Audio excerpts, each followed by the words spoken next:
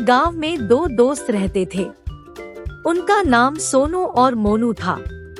वह दोनों बहुत पक्के दोस्त थे। वे दोनों साथ साथ स्कूल जाते थे, एक ही कक्षा में पढ़ते थे। घर आने के बाद दोनों साथ में खेलने जाते थे।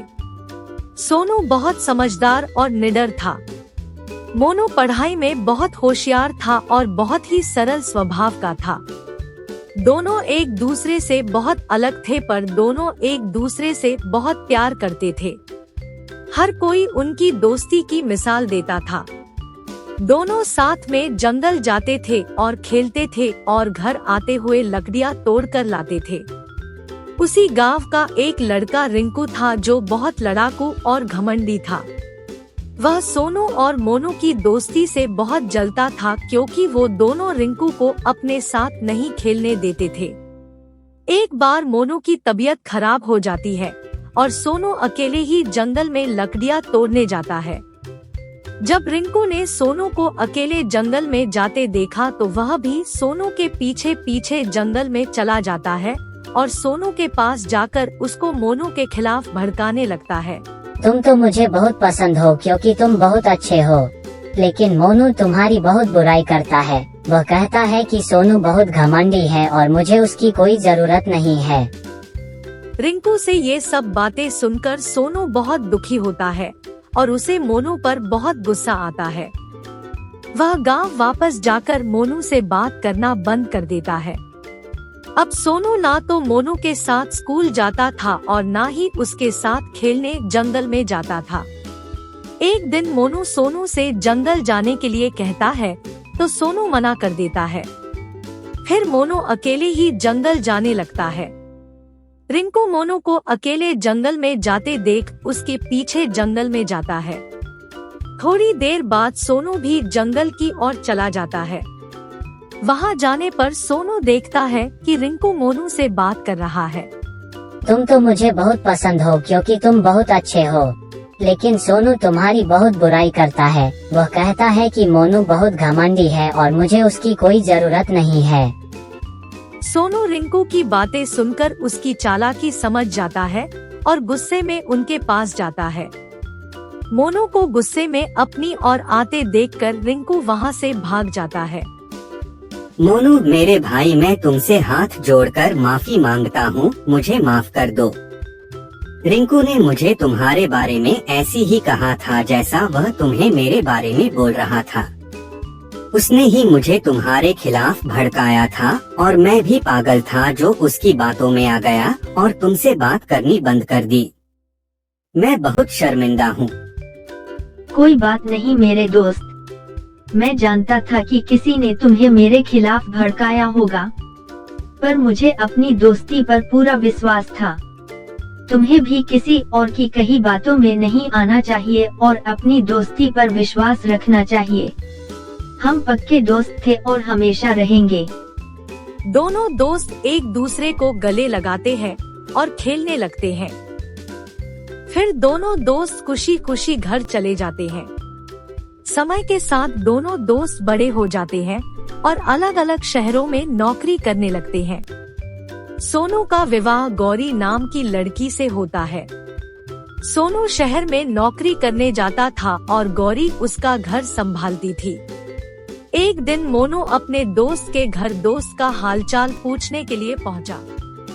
नमस्ते भाभी जी, मैं सोनू का बचपन का दोस्त मोनू हूँ। सोनू की बहुत याद आ रही थी तो मिलने आ गया। सोनू को बुला दीजिए। आपके दोस्त तो काम से शहर गए हुए हैं, शाम को घर वापस आएंगे, आप अंदर आकर बैठिए। सोनू की पत्नी ने मोनू की अच्छी आवभगत की, जलपान व स्वादिष्ट भोजन आदि कराया। जिस समय मोनू घर मिलने आया था उस समय गौरी घर का काम करने में लगी हुई थी। ठीक है भाभी जी, अभी मुझे कुछ जरूरी काम से जाना है, मैं बाद में सोनू से मिलने आऊँगा। धन्यवाद।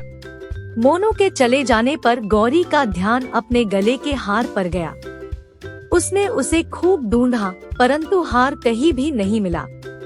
गले का हार सोने का था और बहुत कीमती था। शाम को सोनू घर पहुंचा तो पत्नी ने हार गुम होने की शिकायत की। सुनिए, मेरा सोने का हार नहीं मिल रहा है। कब से नहीं मिल रहा है? अंतिम बार हार को कब देखा था? आज दिन में आपके दोस्त मोनू आए थे आपसे मिलने। उस समय मैं घर का काम कर रही थी और तब मैंने हार पहन रखा था। उनके जाने के बाद से ही हार गायब है। आप अपने दोस्त से हार के बारे में पूछ आए। नहीं, मुझे मेरे दोस्त पर भरोसा है। मेरा दोस्त बहुत अच्छा, ईमानदार व पैसों वाला है। वह तुम्हारे हार का क्या करेगा? वो तुम्हारा हार नहीं चुरा सकता। जब से मोनू यहाँ से गया है तभी से मेरा हार नहीं मिल रहा है। आप एक बार मोनू के घर जाओ और उससे हार के बारे में पूछो। गौरी के अधिक जोर देने पर वह मोनू के घर पहुंच गया। मोनू अपने दोस्त को अपने घर में आता देख बहुत खुश हो जाता है। आओ मेरे दोस्त, बहुत दिन हो गए तुमसे मिले। आज तुमसे मिलकर दिल खुश हो गया। आओ घर के अंदर चलो। सुनो मोनू, मैं तुमसे कुछ जरूरी बात करने आया हूँ। तुम्हें मेरी पत्नी के गले के हार के विषय में कुछ मालूम है? आज दिन से ही हार गायब है। हमने घर पर बहुत खोजा पर मिल नहीं रहा है। नहीं मेरे दोस्त, मुझे आपकी पत्नी के हार के बारे में कुछ मालूम नहीं है। तुम मेरी गैर हाजिरी में मेरे घर गए थे। उस समय मेरी पत्नी का सोने का हार गुम हो गया। उस समय दूसरा कोई नहीं आया था। यदि भूल से हार आ गया हो तो बतला दो। अपने दोस्त से ऐसी बातें सुनकर मोनू को बहुत आश्चर्य हुआ। मोनू पहले तो थोड़ी देर चुप रहा और फिर बोला, हाँ, याद आया, वह हार तो मैं ही ले आया था। मैंने सोचा कि इतना हल्का हार मेरे दोस्त की पत्नी के गले में अच्छा नहीं लगता और शोभा नहीं देता, इसलिए उसे भारी करवाने के लिए सुनार को दे दिया है। उसे 2 दिन बाद सुनार से लेकर तुम्हें देने आऊंगा। तुम अभी आराम से घर जाओ और भाभी जी को भी इस बारे में समझा दो कि हार के लिए परेशान ना हो। सोनू के जाने के बाद मोनू सुनार की दुकान पर जाकर एक नया हार लेके आता है। अगले दिन वह सोनू के घर जाता है। ये लीजिए भाभी जी, आपका हार आ गया है सुनार की दुकान से।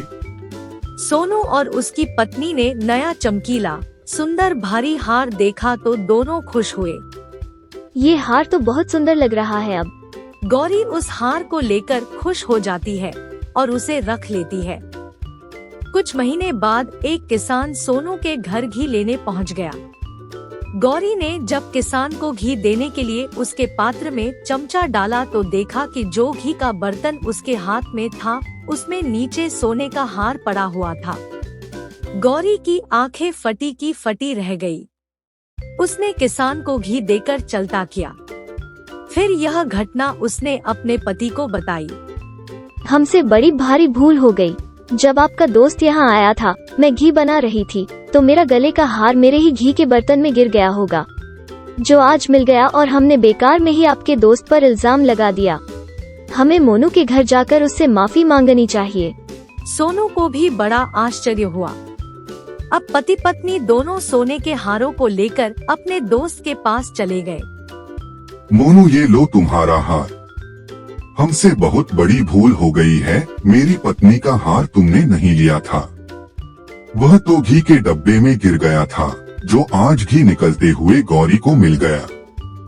जब तुमने हार उठाया ही नहीं था तो तुमने यह हार उठाने की बात अपने सिर कैसे लगा लिया? यदि मैं हार लेने से इनकार कर देता तो भी मैं चोर पक्का समझा जाता, जिससे हमारी दोस्ती बेशक टूट जाती। इसलिए मैंने नया हार बनवा कर वह चोरी का शक तुम्हारे मन से हमेशा के लिए निकाल दिया, जिसे खुशी खुशी आपने स्वीकार भी किया। इसलिए मैंने हार से कीमती अपनी दोस्ती को माना। इतना सुनकर पति पत्नी की आंखों से आंसू निकल पड़े और अपनी भूल के लिए क्षमा मांगी। मुझे माफ करना। मैंने अपनी पत्नी के कहने पर तुम पर शक किया। मैं कितना गलत था। तुम तो मेरे सबसे सच्चे मित्र हो। तुम्हारी सच्ची मित्रता पर मैं कुर्बान भी हो जाऊं तो वह भी कम है। इस कहानी से हमें यही शिक्षा मिलती है कि समझदार व्यक्ति सच्ची मित्रता को छोटी छोटी बातों से टूटने नहीं देते। इससे यह भी शिक्षा मिलती है कि सच्चे मित्र पर कभी शक नहीं करना चाहिए, ऐसे को बाद में पछताना पड़ता है। सच्चा मित्र एक अमूल्य धन होता है।